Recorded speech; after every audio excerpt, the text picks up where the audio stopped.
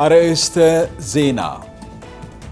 በጌዴኦ ዞን የምግብ አለመመጣጠን ችግር ለመቅረፍ በትኩረት እየተሰራ መሆኑ ተገለጸ። የትምህርት ስራ በቅንጅት የሚሰራ በመሆኑ ሁሉም ባለድርሻ አካላት የበኩላቸውን መወጣት እንዳለባቸው የጌዴኦ ዞን ትምህርት መምሪያ አስታወቀ። የኢትዮጵያ እድገትም ሆነ የመዳከም ዘመናት በቀጥታ ከባህር በሮቿ ባለቤትነት ጋር የተሳሰሩ መሆናቸው ተገለጸ። ከውጭ በዜና 7 አቤት አድርገን በትንታኔ የተመለከትነው ጉዳይ አልጀዚራ አሜሪካ የሆርሙዝ ወሽመጥን ለመክፈት የሚያስችል ስምምነት ልታደርግ ነው በማለት ዘግቧል። እነዚህንና ሌሎች ሰፋፊ ጉዳዮችን በዜና 7 አቤት አድርገን የምንመለከታቸው ይሆናል።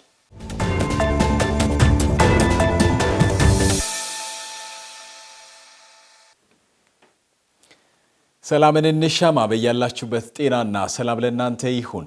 ከጌዴኦ ቴሌቪዥን ዜና 7 ወጃችን ወደ እናንተ ይዘን ቀርበናል። አሁን የጠቆምናችሁ በዜና 7 አቤት አድርገን የምንመለከታቸው ጉዳዮች ሲሆኑ ሌሎች ያልጠቀስናቸውንም ጉዳዮች በዜና 7 አካተን ይዘናል። በቀዳሚነት አጫጭር ዘገባዎችን ወደ እናንተ አደርሳለሁኝ ከዜና 7 ወጃዎች ጋር ከመላው ስቱዲዮ ባለሙያዎች ጋር በመሆን እኔ መስፍን አለሙ አብሬያችሁ ቆይታ አደርጋለሁ። ኢትዮጵያ 76ኛውን የዓለም ጤና ድርጅት ስብሰባ ልታስተናግድ ነው።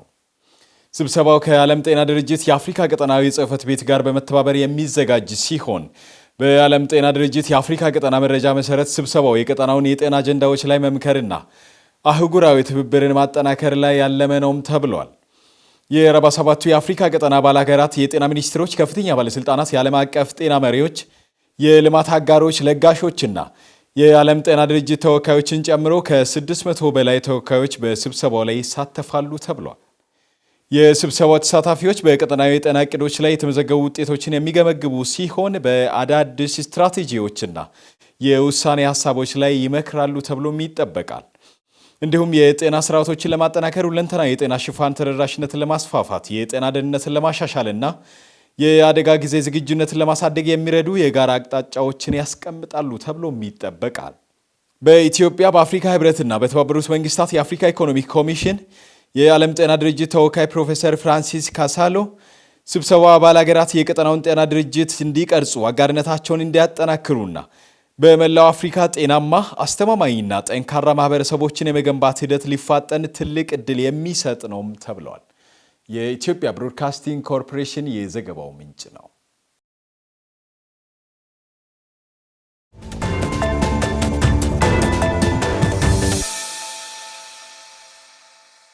ከውጭ ኢራን በሆርሙዝ ወሽመጥ በኩል የሚደረገውን የመርከቦች ጉዞ በተመለከተ ከኦማን ጋር ስምምነት ላይ መድረሷን ገልጻለች። የቴህራን የውጭ ጉዳይ ሚኒስቴር ቃል አቀባይ ኢስማኤል ባጋኢ የመጨረሻው ምዕራፍ ላይ እንደሆነ ስለገለጹት ስምምነት ዝርዝር መረጃ ከመስጠት ተቆጥበዋል። ይሁን እንጂ ከኦማን የተደረሰው ስምምነት በወሽመጡ የሚደረግ ጉዞ ደህንነቱ የተጠበቀ ለመሆኑ ዋስትና እንዳልሆነም አንስተዋል። ቃል አቀባዩ ይህንን ያሉት አሜሪካ የኢራን ወደቦች ላይ የጣለችው የጉዞ እገዳ የወሽመጡ የደህንነት ሁኔታን ተጽዕኖ ውስጥ እንደከተተውም ነው በመጥቀስ የገለጹት። አሜሪካና ኦማን የስምምነት እቅዱን በተመለከተ አስተያየትም አልሰጡም። ተህራን በወሽመጡ የሚያልፉ መርከቦች ላይ ጥለዋለሁ የምትለው ክፍያ ኢራንና አሜሪካን ካላስማሙ ጉዳዮች አንዱ ነው ተብሏል። ኢራን በወሳኙ የባህር መስመር የሚያልፉ መርከቦች ከሚይዙት ጭነት ዋጋ ውስጥ 5% እና እስከ 7% ክፍያ መሰብሰብ እንደምትፈልግ አንድ ከፍተኛ የኢራን ባለስልጣናት ለሮይተርስ ተናግረዋል። ኦማን ከኢራን ጋር በምታደርገው ንግግር የክፍያ መጠኑ 3% ገደማ እንዲሆን ጠይቃለች። የአሜሪካ ፍላጎት ደግሞ ምንም አይነት ክፍያ እንዳይኖር ነው ተብሏል። የሮይተርስ ዘገባ እንደሚያሳየው የቀረበው ስምምነት ቴህራን ወደ ፋርስ ባሕረ ሰላጤ የሚገቡ መርከቦች ጉዞ ላይ ቁጥጥር እንዲኖራት ያደርጋል ተብሏል። የካቲት ላይ አሜሪካና እስራኤል በኢራን ጥቃት ከከፈቱበት ጊዜ አንስቶ ቴህራን ከዓለም አቀፉ የነዳጅና የተፈጥሮ ጋዝ ምርት ውስጥ 20% ገደማው የሚተላለፍበትን የሆርሙዝ ወሽመጥ መዝጋቷ ይታወቃል። ቢቢሲ የዘገባው ምንጭ ነው።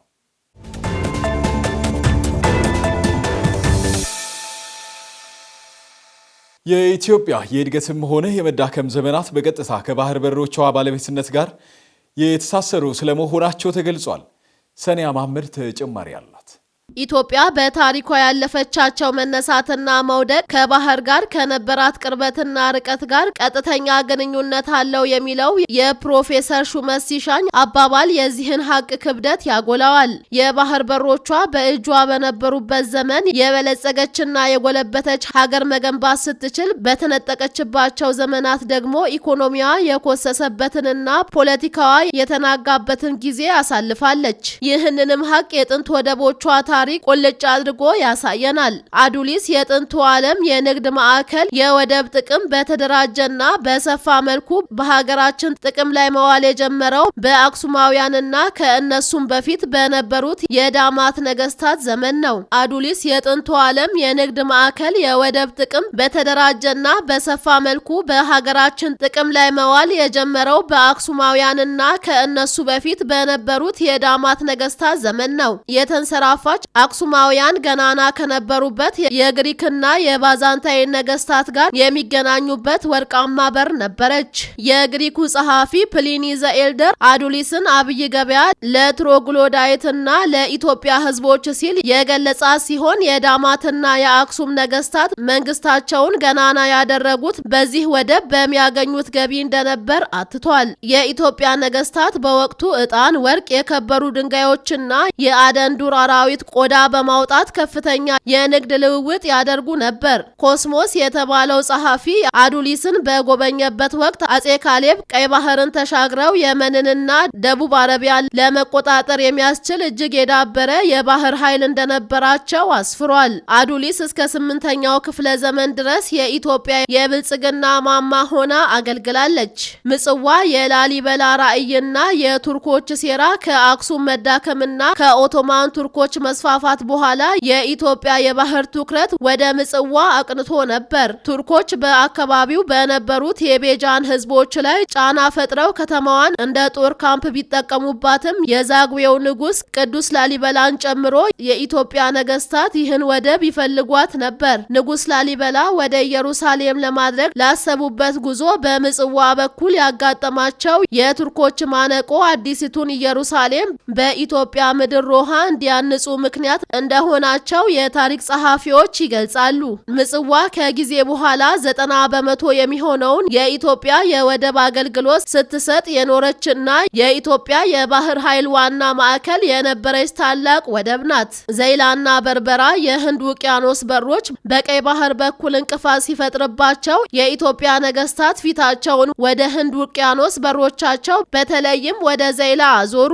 በወቅቱ በርካታ ቋንቋዎችን አቀላጥፈው የሚናገሩትና የንግድ ተስጦ የነበራቸው የአርጎባና የአፋር ነጋዴዎች ዘይላን የኢትዮጵያ ዋና የንግድ ማስተላለፊያ ወደብ አድርገዋት ነበር። ይህንን የተገነዘቡት ቱርኮች በአካባቢው የነበሩ መሪዎችን በማነሳሳት የኢትዮጵያ የንግድ መስመር ለማዘጋት ሞክረዋል። እንግሊዛዊ ተጓዥ ጄምስ ብሩስ እንደሚለው የግራኝ አህመድ ጦርነት ጥንስስ የተጀመረው ከዚሁ የወደብ ንግድ ሹክቻ ጋር ተያይዞ ነው። ከ18ኛው ክፍለ ዘመን ጀምሮ ደግሞ ምስራቅ ኢትዮጵያ ሐረር በማዕከላዊ መንግስት ቁጥጥር ስር ከዋለ በኋላ የዛሬዋ ሶማሌላንድ ሁለተኛ ከተማ የሆነችው በርበራ ለኢትዮጵያ ከፍተኛ የወደብ አገልግሎት መስጠት ጀመረች። በርበራን ነጋዴዎች የመረጡበት ዋና ምክንያት አየሯ ከሌሎች አካባቢዎች አንጻር ቀዝቀዝ የሚልና ለንግድ እንቅስቃሴ ምቹ በመሆኗ ነበር።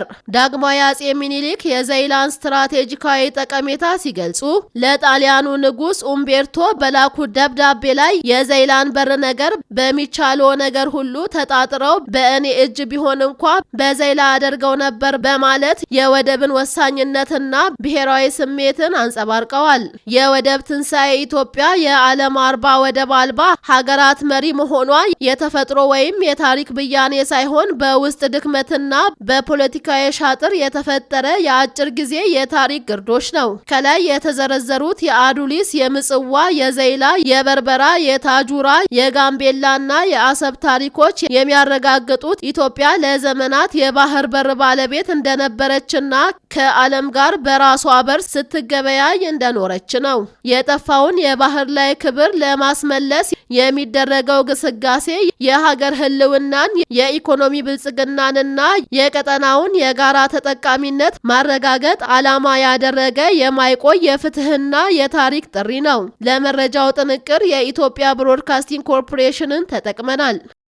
የክረምቱ ወቅት የስልጠና ጥሪ ሀገራችን ወደ እውቀት መር የዲጂታል ዘመን እያደረገች ያለውን ጉዞ በግልጽ የሚያሳይ እንደሆነ ጠቅላይ ሚኒስትር ዶክተር አብይ አህመድ ገልጸዋል። ብሌን ተገነ የ5 ሚሊዮን ኢትዮጵያውያን ኮደሮች ኢኒሼቲቭ መሰረት ያደረገው ይህ መልእክት ወጣቶች የእረፍት ጊዜያቸውን በዓለም አቀፍ ደረጃ ተፎካካሪ ወደሚያደርጋቸው የቴክኖሎጂ ክህሎት እንዲቀይሩት የሚያስችል ግዙፍ ሀገራዊ ራዕይን ሰንቋል። በዮዳሲቲ በኩል በነፃ የሚሰጠውና ዓለም አቀፍ እውቅና ያላቸው የመሰረታዊ ኮዲንግ፣ የዳታ ሳይንስ፣ የመተግበሪያ ወይንም አፕሊኬሽን ልማትና የሰው ሰራሽ አስተውሎት AI ስልጠናዎችን ወጣቶች የነገዋን ኢትዮጵያ በቴክኖሎጂ የመገንባት አቅማቸውን እንዲያጎለብቱ የተመቻቹ ወሳኝ እድሎች እንደሆኑም ተገልጿል። በአሁኑ ወቅት በዓለም አቀፍ ማህበረሰብ በአራተኛ የኢንዱስትሪ አብዮትና በፈጣን የሰው ሰራሽ አስተውሎት እድገት ውስጥ በሚገኘው ነባራዊ ሁኔታ የዲጂታል ክህሎት ባለቤት መሆን የህልውናና የብቃት ማረጋገጫም ሆኗል። ኢትዮጵያም ይህንን ዓለም አቀፍ ተፎካካሪነት በመገንዘብ ዲጂታል ኢትዮጵያን በ2025 በስኬት በማጠናቀቅ ዲጂታል ኢትዮጵያን በ2030 ስትራቴጂን ወደ መተግበርም ተሸጋግራለች። የቴሌኮም ዘርፉን ክፍት በማድረግ የኢንተርኔት ተደራሽነት ማሳደጓ የፋይዳ ዲጂታል መታወቂያም ከ48 ሚሊዮን በላይ ዜጎችም እጅ ደርሷል። እንዲሁም የዲጂታል ክፍያ ስርዓቶችን በማስፋት የነዳጅ ግብይትን ጨምሮ በቢሊዮኖች የሚቆጠሩ ገንዘብ በዲጂታል መንገድ እንዲዘዋወር ማድረጓ ለዚህም የክህሎት ግንባታ ዋናው አስቻይ መሰረት እንደሆነም ተገልጿል። የጠቅላይ ሚኒስትሩ ጥሪም እነዚህን የተዘረጉ መሰረተ ልማቶች ወደ ተጨባጭ የኢኮኖሚ እሴት ሊለወጥ የሚችሉ ብቁ የሰው ኃይል የሚያፈራ በመሆኑ ከሀገራዊ የዲጂታላይዜሽን ግስጋሴ ጋር ጥብቅ ቁርኝነትም አለው። እስካሁንም ከ5 ቢሊዮን በላይ ወጣቶች ስልጠናቸውን ማጠናቀቃቸው ፕሮግራሙ ያገኘውን ሰፊ ሀገራዊ ተቀባይነት በጉልህ የሚያረጋግጥ ነው። ጥሪው ወጣቶችን ማዕከል አድርጎ የኢትዮጵያን የስነ ህዝብ ዕድል በአግባቡ ለመጠቀም የተቀየሰ ስትራቴጂ እርምጃ መሆኑንም ያሳያል። ከ60 በመቶ በላይ የሚሆኑ ህዝቧ እድሜው ከ25 ዓመት በታች በሆነባት ኢትዮጵያ ወጣቱ የቴክኖሎጂ ተጠቃሚ ብቻ ሳይሆን ፈጠራና አልሚ ማድረግ የሀገራችን መጻኢ ብልጽግናም ይወስነዋል። በነፃ የሚሰጡ ዓለም አቀፍ የምስክር ወረቀቶች ወጣቶች ያለ ክፍያና ያለ ቦታ ገደብ ካሉበት ሆነው በዓለም አቀፍ የጊግ ኢኮኖሚ ውስጥ ተወዳዳሪ እንዲሆኑ ሰፊ እድል ይከፍታል። በተጨማሪም ወጣቶች በሀገር በቀል ችግሮች የሚፈቱ አዳዲስ የፊንቴክ፣ የአግሪቴክና የኤሌክትሪክ ሲቲ ንግድ መተግበሪያዎችን በመገንባት የራሳቸውን የቴክኖሎጂ ቢዝነሶች እንዲፈጥሩም ያስችላቸዋል። ይህ ሂደትም ወጣቶች ከስራ ጠባቂነት ወደ ስራ ፈጣሪነት በማሸጋገር የሀገራችንን የማክሮ ኢኮኖሚ ማረጋጋት የሚያግዝና የወጣቶችን ተስፋ በጽኑ መሰረት ላይ የሚያቆም እንደሆነም ይጠበቃል። የጠቅላይ ሚኒስትር ዶክተር አብይ አህመድ ጥሪ የወቅቱን የዓለም አቀፍ ቴክኖሎጂ ፍጥነትና የዲጂታላይዜሽን ጉዞ በሚገባ ያገናዘበ ብስል የፖሊሲ አመራር ማሳያ ነው። ወጣቶች የክረምቱን ጊዜ በከንቱ ከማባከን ይልቅ የነገዋን የቴክኖሎጂ ዓለም ለመምራት የሚያስችላቸውን ክህሎት መጨበጣቸው የየራሳቸውን ሕይወት ከመቀየሩም በላይ ሀገራዊ ብልጽግናንም ያፋጥናል። ከ5 ቢሊዮን በላይ ኢትዮጵያውያን ወጣቶች ተቀላቅለው የሚገኘው ይህ ታላቅ የዲጂታል ንቅናቄ የነገዋን ኢትዮጵያ በቴክኖሎጂ የበለጸገችና በዓለም አቀፍ መድረክ ተፎካካሪ እንድትሆን የሚያስችል መጽሐ ተስፋውን ብሩህ መሆኑን በግልጽ ያሳያል። ለመረጃ ምንጭነት የኢትዮጵያ ብሮድካስት ኮርፖሬሽን ተጠቅመናል። የተከበራችሁ ተመልካቾች የዜና 7 ወጃችን በዝርዝር ወደ ተመለከታቸው ጉዳዮች ይዘልቃል። በጌዴኦ ዞን የምግብ አለመመጣጠን ችግር ለመቅረፍ በትኩረት እየተሰራ መሆኑ ተገልጿል። የምግብ እጥረት ያለባቸው የህብረተሰብ ክፍሎችን በመለየት ችግሮቹን ለመፍታት በቅንጅት እየሰራ እንደሚገኝ ነው የዞኑ ጤና መምሪያ ያስታወቀው። ተስፋዬ ጎበና ላዘጋጀው ዘገባ ምህረት አክሊሉ። በጌዴኦ ዞን የምግብ አለመመጣጠን ችግርን ለመቅረፍ በትኩረት እየተሰራ መሆኑ ተገለጸ። የምግብ እጥረት ያለባቸው የህብረተሰብ ክፍሎችን በመለየት ችግሮችን ለመፍታት በቅንጅት እየሰራ እንደሚገኝ የዞኑ ጤና መምሪያ አስታውቋል። አጣዳፊ ስርዓተ ምግብ ችግር ያለባቸው የህብረተሰብ ክፍሎችን ለይተው ችግሩን ለመቅረፍ የሚያስችሉ ስራዎች በትኩረት እየተሰራ እንደሚገኝ የገለጹት የጌዴኦ ዞን ጤና መምሪያ የበሽታ መከላከል ባለሙያ በምግብ እጥረት ችግር ሳቢያ የሚከሰቱ ተላላፊ በሽታዎችን ለመከላከል እየተሰራ መሆኑን ገልጸዋል። በዞኑ ዲላ ዙሪያ፣ ወናጎ፣ ራጴና የኮቸሬ ወረዳዎች ላይ ከፍተኛ የስርዓተ ምግብ እጥረት ችግር መኖሩን ጠቁመዋል። ህብረተሰቡ ለተለያዩ ተላላፊ በሽታዎች እንዲጋለጡ የሚያደርግ በመሆኑ መቀንጨርና ተያያዥ ችግሮችን ለመቆጣጠር ከሰቆጣ ቃል ኪዳን ፕሮግራም ጋር አስተሳስሮ እየተሰራ ያለውን ስራ አብራርተዋል። በምግብ እጥረት ምክንያት የሚሞቱ ህጻናት በብዛት ነበሩ ከዚህ 2 ዓመት በፊት። እንዲሁም በምግብ እጥረት ምክንያት በከፍተኛ ሁኔታ የሚጠቁ ዞኖች መካከል ካለን ከደቡብ ክልል ከፍተኛ ፊት ለፊት ሆኖ ሲመራ የነበረው ይሄ ዞን ነው። ይሄን ሁኔታ ለመቀልበስ በተለይ ቀድሞ እነዚህን እንዳይጠቁ የመለየት በየጊዜው የመለየት ሁኔታ እየተሰራ አመቱን ሙሉ የቆየበት ሁኔታ አለና በተለይ ከ5 ዓመት በታች የሆኑ ህጻናት አጥቢና ነፍሰ ጡር እናቶችን በዚህ ደረጃ በምግብ እጥረት እንዳይጎዱ የመለየት ስራ በስፋት እየተሰራ ያለበት ሁኔታ ነው ያለው። በጋራ በመቀናጀት በተለይ ሰቆጣ ቃል ኪዳን የሚባል ተግባር አለና በ11 ሴክተሮች በወረዳ ደረጃ አንድ ላይ ተቀናጅቶ ግብርና፣ ጤና፣ ትምህርት፣ ውሃ፣ ሴቶችና ህጻናት አንድ ላይ ከአስተዳደር አንድ ላይ ተዋቅሮ እየተሰሩ ያሉትና እነዚህ ስራዎች በሚሰራባቸው አካባቢዎች ላይ በተገኘ መንገድ የሚታዩ በየአመቱ በየወሩ የሚታዩ የታማሚ ቁጥር አሁን ባለው ተጨባጭ ሁኔታ እየቀነሰ ያለበት ሁኔታ ነው ያለው። የዞኑ ጤና መምሪያ የምግብ አለመመጣጠን ችግር ያለባቸውን ህጻናትና አረጋውያንን የመለየት ስራ በትኩረት እየሰራ መሆኑን ጠቁመዋል። የስርዓተ ምግብ አለመመጣጠንን ለመቆጣጠር በትኩረት እንደሚሰራ የገለጹት ምክትል ኃላፊው የህብረተሰቡን የማምረት አቅም በማሳደግ ችግሩን ለመቅረፍ በሚያስችል መልኩ አፈጻጸሙ በግብረ ኃይል እየተገመገመ እንደሚገኝም ገልጸዋል። በዚህም ለህብረተሰቡ ግንዛቤ የማስጨበጥ ስራ እየተሰራ መሆኑን የገለጹት ምክትል ኃላፊው የምግብ እጥረት ላለባቸው ህጻናት የሚሰጣቸውን የተመጣጠነ ምግብ በአግባቡ መጠቀም እንዳለባቸውም አብራርተዋል።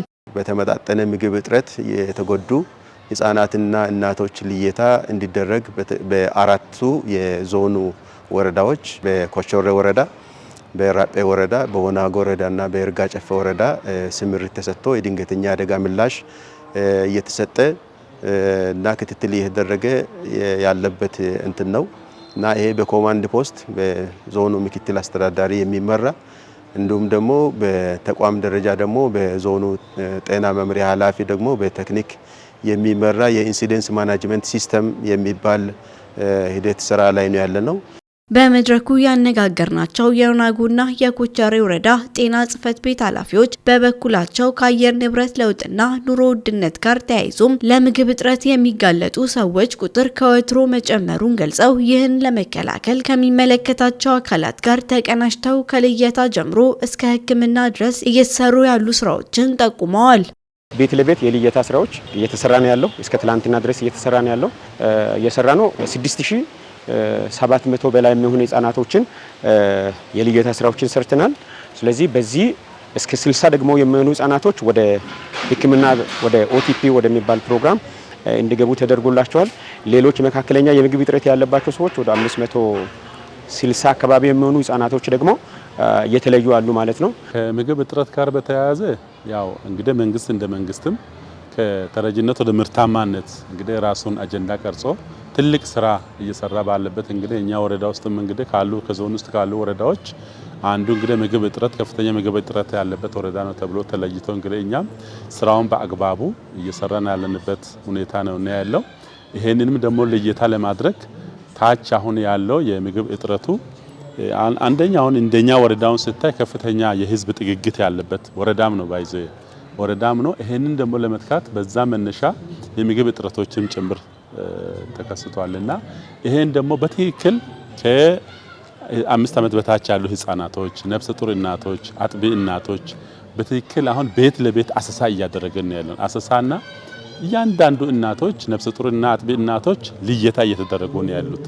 ስለዚህ እነዚህ እናቶችን ከዚህ ከምግብ እጥረት ውስጥ ለማውጣት እያንዳንዱ ባለድርሻ አካላቶች የየራሳቸውን ድርሻ እንዲወጡ ለይተን እንግዲህ ያንን አገልግሎት በተቋም ደረጃ በጤና ኬላዎች በጤና ጣቢያ ደረጃ እንግዲህ እየሰጠን ያለንበት ሁኔታዎች አሉ። ከተረጅነት ወደ ምርታማነት ለመሸጋገር እየተደረገ ያለውን ኢኒሼቲቭ አጠናክሮ ማስቀጠል በምግብ እጥረት የሚከሰቱ ችግሮችን በመቅረፍ ለሀገራችን የተሟላ ሉዓላዊነትና ክብር እንዲጎናጸፍ በሚያስችል መልኩ በትኩረት እየተሰራ እንደሆነም ይታወቃል። የምግብ አለመመጣጠን ችግር ያለባቸውን ህጻናትና አረጋውያን የመለየት ስራ በትኩረት እየተሰራ መሆኑን የተገለጸ ሲሆን የተጎዱ አስፈላጊ ሕክምና እንደሚሰጥም ተገልጿል። በሀገራችንም ሆነ ክልላችን ያለውን የአጣዳፊ ስርዓተ ምግብ አለመመጣጠን ችግር ለመቆጣጠር በዞኑ የጤና ኤክስቴንሽን ባለሙያዎች ግንዛቤ የማስጨበጫ ስራዎችን ጨምሮ ቤት ለቤት በመሄድ ድጋፍና ክትትል እየተሰራ መሆኑን ምክትል ኃላፊው አክለዋል። ተመጣጠነ ምግብ እጥረት ወይም ደግሞ ማልኑትሪሽን በሚንለው በተጎዱ ህጻናትና እናቶች ላይ የሚደረገውን የጤና ልየታ ህክምናና ክትትል ላይ መሰረት ያደረገ የዞን ንቅናቄ መድረክ ላይ ያደረግንበት ባለው ሁኔታ ነው የተገናኘነውና ይህ ስራ በደቡብ ኢትዮጵያ ክልል ጤና ቢሮ ወይም ደግሞ ከደቡብ ኢትዮጵያ ክልል ርዕሰ መስተዳድር በኩል ትኩረት ተሰጥቶ እየተሰራ ያለበትና የዲላ ዩኒቨርሲቲ የ2018 ዓ.ም የስቴም ማዕከል ማስጀመሪያ የመክፈቻ ዝግጅት አካሂዷል። በጌዴኦ ዞን ከሚገኙ ትምህርት ቤቶች ለተውጣጡ ከ200 በላይ የክረምት መርሃ ግብር ሰልጣኞች ገለጻም ተደርጓል። ደመላሽ ጉልማ ተከታዩን ይዟል። የዲላ ዩኒቨርሲቲ ስቴም ማዕከል ከ2013 ዓ.ም ጀምሮ በክረምት ወቅት ከየትምህርት ቤቱ የተውጣጡና በፈጠራና በክህሎት የበለጸጉ ተማሪዎችን በመቀበል አገራችን 2030 ወደ ዲጂታላይዜሽን የምታደርገውን ሽግግር ለማገዝ የዲላ ዩኒቨርሲቲ የድርሻውን እየተወጣ ይገኛል። የዲላ ዩኒቨርሲቲ ምርምርና ቴክኖሎጂ ሽግግር ምክትል ፕሬዝዳንት ዶክተር ሀብታሙ ተመስገን ዩኒቨርሲቲው ለቀጣይ ሀገራዊ ተልዕኮ አስተዋጽኦ የሚያበረክቱ ትውልድን ለመፍጠርና ጊዜው በሚፈልገው ቴክኖሎጂ እንዲያድጉ ለማድረግ ወቅቱን የጠበቀ ስልጠና እየተሰጠ እንደሚገኝ ገልጸው ማዕከሉ ስልጠናውን ለመስጠት በቂ የትምህርት ዝግጅት ባላቸው መምህራን የተሟላ ቤተ ሙከራን በመያዝ በሳይንስና ቴክኖሎጂ እንዲሁም በፈጠራ ስራዎች ላይ ተግባር ተኮር ስልጠናዎችን እንደሚሰጥ ገልጸው በቅርቡ በሰው ሰራሽ አስተውሎት AI እና ሮቦቲክስ ዘርፎች ላይ ስልጠና ለመስጠት አስፈላጊውን ሁሉ ቅድመ ዝግጅት ማጠናቀቁን ተናግረዋል።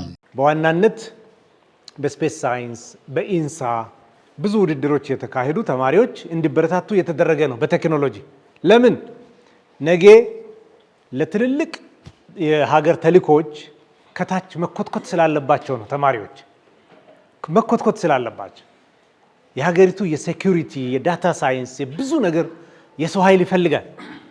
ለዛ እናንተ ማዘጋጀት ያስፈልጋል። በተቻለ መጠን የተወሰነ ተማሪ በዚህ ፍላጎት ውስጥ ማለፍ አለበት። ከቻሉ ደግሞ የተወሰኑት ወደ ስታርታፕ ማደግ አለባቸው። ብዙ ዩኒቨርሲቲ ላይ ሆነው ካምፓኒ ባለቤት የሆኑ የሉም እንዴ? ማን ነው የሚታወሰው? የፌስቡክ ባለቤት ተመርቋል እንዴ? ፌስቡክን ስፈበሪ እነዚህ ሰዎች ከዚህ መነሻ ነው ትምህርት ቤት ውስጥ ሆነው ዝንባሌያቸው በዚህ መስመር ስለሆነ በስታርታፕ ወጡ። የዲላ ዩኒቨርሲቲ የኢንዱስትሪ ግንኙነትና ቴክኖሎጂ ሽግግር ዳይሬክተሬት ዶክተር አዲሱ ፈረንጆ ማዕከሉ የሳይንስና ቴክኖሎጂ እንዲሁም የፈጠራ ዝንባሌ ያላቸውን ተማሪዎች በክረምት እንዲሁም በቅዳሜና እሁድ መርሃ ግብር እየተቀበለ ስልጠናዎችን እንደሚሰጥ ተናግሯል። በጌዴኦ ዞን ከሚገኙ ትምህርት ቤቶች ለተውጣጡ 200 የክረምት መርሃ ግብር ሰልጣኞች ገለጻ መደረጉን ዳይሬክተሩ ገልጸዋል። ስቴም ማዕከል ማለት የፈጠራ ዝንባሌ ያላቸው የፈጠራ እውቀት ያላቸው ተማሪዎች በየአካባቢው ያሉ ያንግ ማይንድስ ወይ ደግሞ ወጣት ማይንድ ያላቸው ልጆች የፈጠራ ዝንባሌያቸውን የሚያዳብሩበት የተሻለ ፈጠራ ለመስራት የሚዘጋጁበት ማዕከል ነው። ስለዚህ ይሄንን ስራ ለመስራት ይሄንን ስልጠና ለመውሰድ ወደዚህ የመጣችሁ ልጆች ፎከሳችሁን ወይ ደግሞ ትኩረታችሁን ይሄ ፈጠራ ስራ ላይ እንድታደርጉ ይጠበቃል። በደቡብ ኢትዮጵያ ክልላዊ መንግስት የኢኖቬሽንና ቴክኖሎጂ ቢሮ የኢኖቬሽንና ምርምር ዘርፍ ዳይሬክተር ተወካይ አቶ እስራኤል በቀለ በበኩላቸው መንግስት እያደረገ ያለውን የዲጂታላይዜሽን ሪፎርም ለማገዝ ዲላ ዩኒቨርሲቲ የበኩሉ ሚና ለመወጣት እያደረገ ያለውን ጥረት አድንቀዋል። አቶ እስራኤል አክለውም ዲላ ዩኒቨርሲቲ በስቴም ማዕከል የሚሰጣቸውን ስልጠናዎች የፈጠራ አቅም ላላቸው ተማሪዎች እጅጉን ጠቃሚ ስለመሆኑ በመግለጽ ሰልጣኞች ለነገ የሚጠቅማቸውን የዲጂታልና የፈጠራ እውቀት በአግባቡ እንዲከታተሉ መልእክት አስተላልፏል።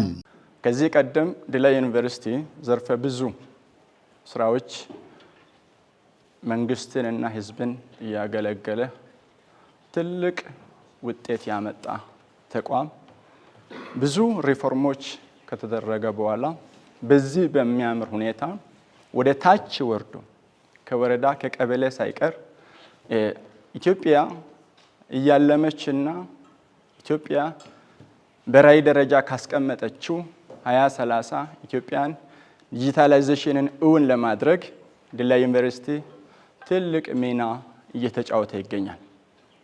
ከዛም አልፎ በበርካታ ዓመታት በክረምት መርሃ ግብርና በበጋ ብዙ ተማሪዎችን በማሰልጠን ካሉት ከአንጋፋ ዩኒቨርሲቲዎች ቀዳሚ ነው። ይህ የማይካድ ሀቅ ነው።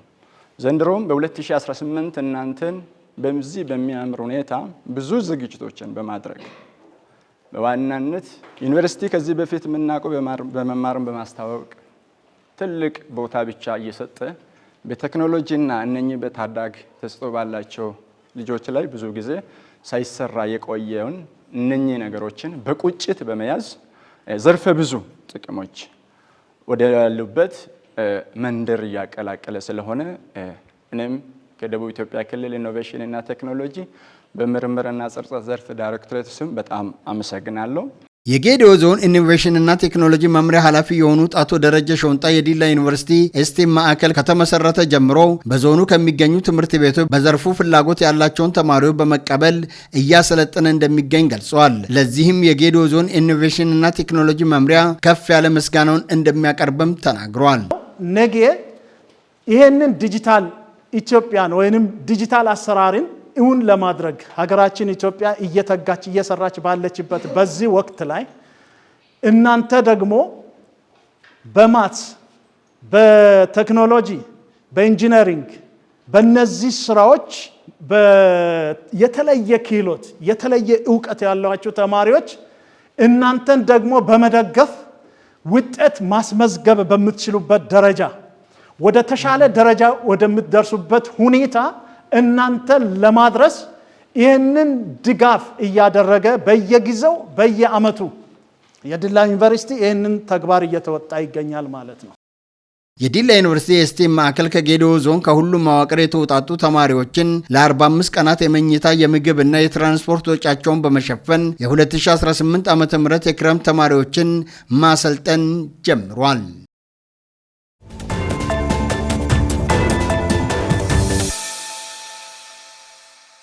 የትምህርት ስራ በቅንጅት የሚሰራ በመሆኑ ሁሉም ባለድርሻ አካላት የበኩላቸውን መወጣት እንዳለባቸው የጌዲኦ ዞን ትምህርት መምሪያ አስታውቋል። ይህም የተገለጸው የ2018 ዓ.ም የ6ኛና 8ኛ ክፍል ክልል አቀፍ ፈተና ውጤት ይፋ መደረጉን ተከትሎ ነው።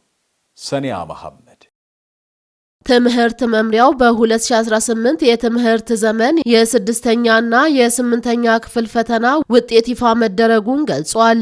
የተማሪዎች ውጤት ለውጥ የትምህርት አመራርን ውጤት የሚያሳይ መሆኑን የተናገሩት የጌዲኦ ዞን ትምህርት መምሪያ ኃላፊ አቶ ዘማች ክፍሌ በትምህርት ቤቶች መሰረተ ልማት እንዲሻሻል መታቀዱንም አመላክተዋል።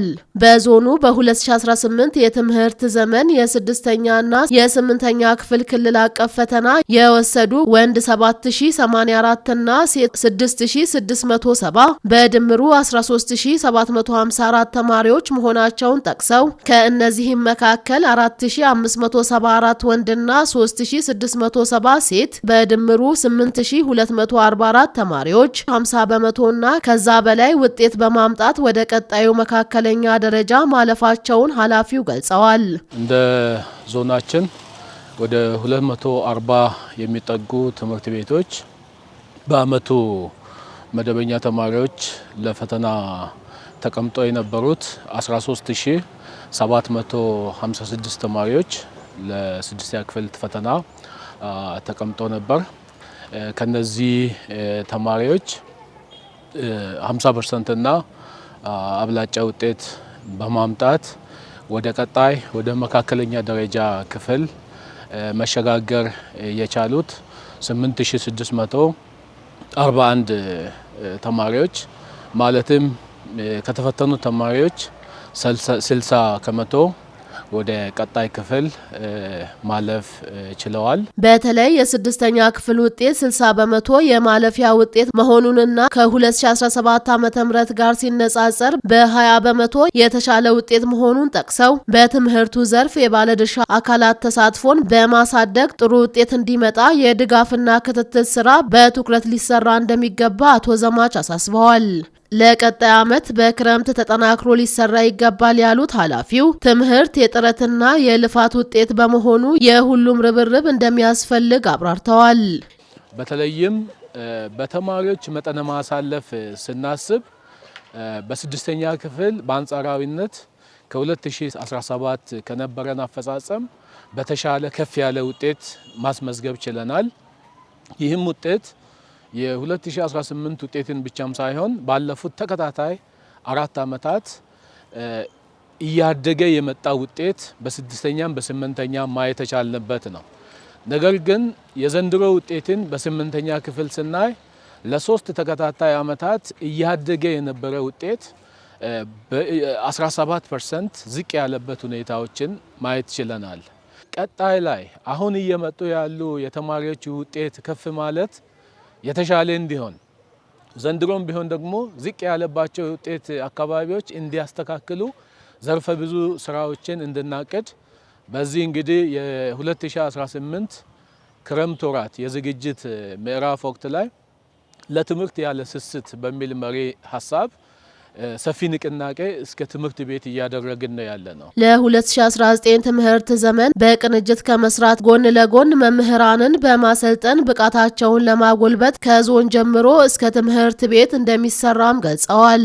ከግብዓት አንጻር ስናይ የመምህራን ብቃትና አቅም ማጎልበትም ስራ አብሮ የሚያያዝ ነው። መምህራንን ማሰልጠን፣ አቅም ማጎልበት ሲደመርም ደግሞ የመምህራን እጥረት የሚታይባቸው ትምህርት ቤቶች አሁን ውጤታማ ያልሆኑ ትምህርት ቤቶች በየትምህርት ቤቱ ካመጡት ውጤት አንጻር መምህራን በየትኛ ትምህርት ዘርፍ ነው ተገቢን ውጤት ማምጣት ያልቻሉት፣ የመምህሩ ሚና ምን ነበር በሚል ደረጃ የውጤት ትንተና ጭምር ተሰርቶ ደካማ ውጤት ያስመዘገቡ መምህራንንና የተሻሉ ውጤት ያስመዘገቡ መምህራንን በመለየት ሰፊ የመምህራን አቅም ጉድለት ያለባቸውን አካባቢ በአዲስ መምህራን ደግሞ የመተካትና የሰው ኃይል ለማሟላት ስራ ከዞን ጀምሮ እስከ ትምህርት ቤት በዚህ ወቅት የሚሰራ ነው።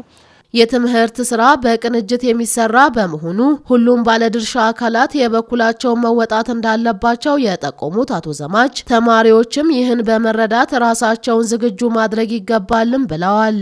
የትምህርት ስራ ውጤት የሁሉም የባለድርሻ ውጤት ነው ብለን ሁሉ ጊዜም እንደምናነሳ ሁሉ አሁንም ቢሆን የመጣም ውጤት ስኬቱም ቢሆን የተወሰነ አካል አይደለም። በስድስተኛ ክፍል ያደገ ውጤት የመጣው የትምህርት ቤት መምህራን፣ የትምህርት አመራሩ፣ ወላጁ፣ ተማሪው ጠንክሮ በመማሩና በማንበቡ ብሎም ደግሞ የባለድርሻ አካላት ተሳትፎ እየጨመረ በመምጣቱ የመጣ ለውጥ ነው። ችግሩንም የምንፈታ በቅንጅት ነው፣ ስኬቱም ደግሞ የጋራ ነው የሚለው ነገር በደንብ መያዝ ያስፈልጋልና ተማሪዎች በቀጣይ የተሻለ ውጤት ለማስመዝገብ በብቃት ራሳቸውን ማዘጋጀት፣ ትምህርት ቤቶች በብቃት ተማሪዎች ውጤታማ እንዲሆኑ አቅዶ መስራት ያስፈልጋል። ከዚህ ክረምት ጀምሮ የምንሰራ ስራ ለመጪ ዓመት በተመሳሳይ ወቅት ለምናገኘው ውጤት ከፍተኛ ሚና ያለ በመሆኑ ትምህርት የእድል ጉዳይ ሳይሆን የጥረትና የትጋት ውጤት በመሆኑ በዚህ ልክ ወላጅም ማህበረሰብም በትምህርቱ ዘርፍ እየታየ ያለውን አሁን የውጤት ዝቅ ማለትን ማሻሻል የሚቻል በመሆኑ ሁሉም አካል ተረባርቦ መስራት የሚገባ ነው የሚለውን ሀሳብ በዚህ አጋጣሚ ለመጥቀስ እፈልጋለሁ።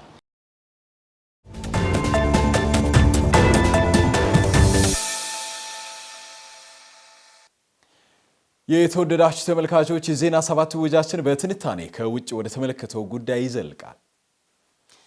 አልጀዚራ አሜሪካ የሆርሙዝ ወሽመጥን ለመክፈት የሚያስችል ስምምነት ልታደርግ ነው በማለት ዘግበዋል። ኢራን የሆርሙዝ ወሽመጥን በቁጥጥሯ ስር ልታውል ነው የሚለው መላምት የተለያዩ ተንታኞችን እያስገረመ ይገኛል። ለዓለም አቀፉ የትንታኔ ዘገባ ደመላሽ ጉልማ አሜሪካ ኢራንን ልታጠቃ ሁሉንም ነገር ባዶ ልታደርግ ትችላለች እየተባለ በነበረበት ጊዜ አሜሪካ ጥቃት ሳትፈጽም ቀርታ ኢራን ራሷ ኩዌትን ቀድማ እንደመታች ይታወቃል። በየመን የሚገኙ ሁቲዎች የሳውዲ አረቢያ አውሮፕላን ማረፊያን እንደመቱ ተሰምቷል። የብሪታንያ ሚዲያ የቢቢሲ ጸሐፊ አንቶኒዮ ዙርቸር ዛዥ እንደተናገሩት ትራምፕ በከፍተኛ አጋሮቻቸው ቀዝቃዛ እውነታ ተፈተኑ በሚል ርዕስ ጽሑፍ አውጥቷል። ትራምፕና አሜሪካ በአሁኑ ወቅት ያለ አጋር እንደቀሩ እየተነገረ ነው። አረባዊ አጋሮችም እንኳን ከአሜሪካ ጋር መቆየት እንደማይፈልጉ ከውስጥ በኩል ለትራምፕ የሚያስተላልፉት መልእክት ይህንኑ በማለት ትንታኔውን ጽፎታል።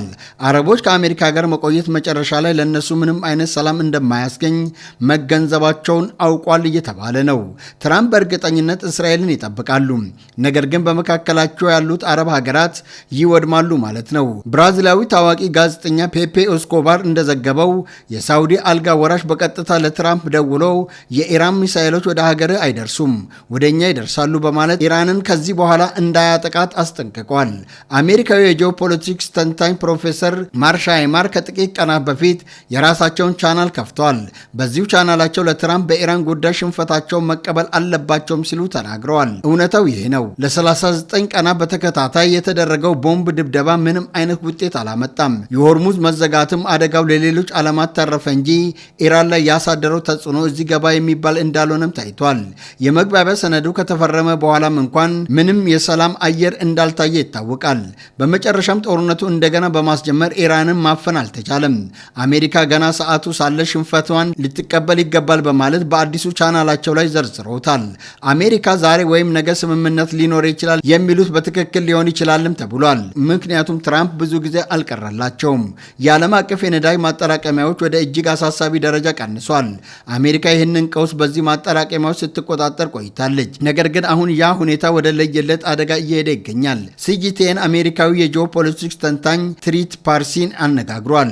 በዚህ ቃለ መጠየቅ ላይ አሜሪካ አማራጯን እንደጨረሰችም ተናግሯል። ይህ በእንዲህ እንዳለ የኒውዮርክ ታይምስ ወቅታዊ ርዕስ ጦርነቱ በኢራን ውስጥ የትራምፕን የሀገር ውስጥ አጀንዳ እንዴት እያወሳሰበው እንደሆነም አሳይቷል። በአሜሪካ ውስጥ ትራምፕ በአሁኑ ወቅት በታሪክ በጣም ተወዳጅነት የሌለው ፕሬዝዳንት ተብሏል። የሲኤንኤን ወቅታዊ የህዝብ አስተያየት ስብስብ እንደሚያሳየው 75 በመቶ የሚሆኑ አሜሪካኖች ትራምፕ ትኩረት ያደረጉት በተሳሳተ ቅድመ ጉዳዮች ላይ ነው በማለት አስተያየታቸውን ሰጥቷል። ከፍተኛ ድጋፍ ያለው የትራምፕ የሪፐብሊካን ፓርቲ ክፍል ከትራምፕ ድጋፉን ነጥቋል። እንደ ታከር ካርልስ፣ ሜርጆሪ ትሌር ግሪን፣ ቶማስ ማሲ የመሳሰሉ ሰዎች ሁሉም በመሰባሰብ ሶስተኛ ፓርቲ ለመመስረት እየተንቀሳቀሱ ይገኛሉ። ለዚህ ዓላማ በዚህ ሳምንት ስብሰባ እንደሚያደርጉም ታውቋል። ይህ ፓርቲ ከተመሰረተ የሪፐብሊካን ፓርቲ በመካከለኛው ጊዜ ምርጫው ከፍተኛ ሽንፈት ይገጥመዋልም ተብሏል። ምክንያቱም የሪፐብሊካን ፓርቲ ደጋፊዎች ራሳቸው ለዚህ አዲስ ፓርቲ ከፍተኛ ድምፅ ይሰጣሉ ተብሎም ይጠበቃል። ይህ ማለት የትራምፕ ሪፐብሊካን ፓርቲ በዚህ መካከለኛ ምርጫ ሴኔቱን እና ኮንግረሱን ሊያጣ ይችላል። እንዲህ ያለ ነገር ከተፈጠረ ትራምፕ በአሜሪካ ታሪክ የክስ ሂደትን ብቻ ሳይሆን የፕሬዝዳንትነቱንም ጭምር ያጣ የመጀመሪያው ፕሬዝዳንት ሊሆኑ ይችላሉ። የትራምፕ ሁኔታ በራሱ ሀገር ውስጥ እጅግ የከፋ ነውም ተብሏል። በውጭ ያሉት አጋር ሀገራት ጀርባቸውን ሰጥተውታል። የሺህ ዓመታት ዕድሜ ያለው የፐርሺያ ስብዕናን ለማጥፋት የመጣቸው አሜሪካም አሁን አሳፋሪ ሽንፈት ብቻ ሳይሆን ገና ኢምፓየሯን የምታጣበት መንገድ ላይ ትገኛለች በማለት ሲጂቲኤን፣ ቢቢሲ እና አልጀዚራ ዘግበውታል።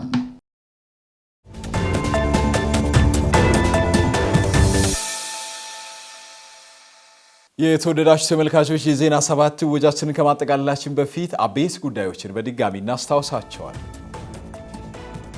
በጌዴኦ ዞን የምግብ አለመመጣጠን ችግር ለመቅረፍ በትኩረት እየተሰራ መሆኑ ተገለጸ። የትምህርት ስራ በቅንጅት የሚሰራ በመሆኑ ሁሉም ባለድርሻ አካላት የበኩላቸውን መወጣት እንዳለባቸው የጌዴኦ ዞን ትምህርት መምሪያ አስታወቀ። የኢትዮጵያ እድገትም ሆነ የመዳከም ዘመናት በቀጥታ ከባህር በሮቿ ባለቤትነት ጋር የተሳሰሩ መሆናቸው ተገለጸ። ከውጭ በዜና ሰባት አቤት አድርገን በትንታኔ የተመለከትነው ጉዳይ አልጀዚራ አሜሪካ የሆርሙዝ ወሽመጥን ለመክፈት የሚያስችል ስምምነት ልታደርግ ነው በማለት ዘግቧል። እነዚህንና ሌሎች ጉዳዮችን በዜና ሰባት ወጃችን አቤት አድርገን ወደ እናንተ ያደረስን ሲሆን የዜና ሰባት ወጃችን አሁን በተከታተላችሁት መልኩ ተጠናቋል። ከጌዴኦ ቴሌቪዥን በሁለቱም ቋንቋዎች ወደ እናንተ የሚደርሱ የተለያዩ ዝግጅቶች አሁንም ወደ እናንተ መድረሳቸውን ይቀጥላሉ። በእኔ በኩል ዜና ሰባት በዚሁ ያበቃል። ሰላምን እንሻማ። በያላችሁበት ጤናና ሰላም ለእናንተ ይሁን።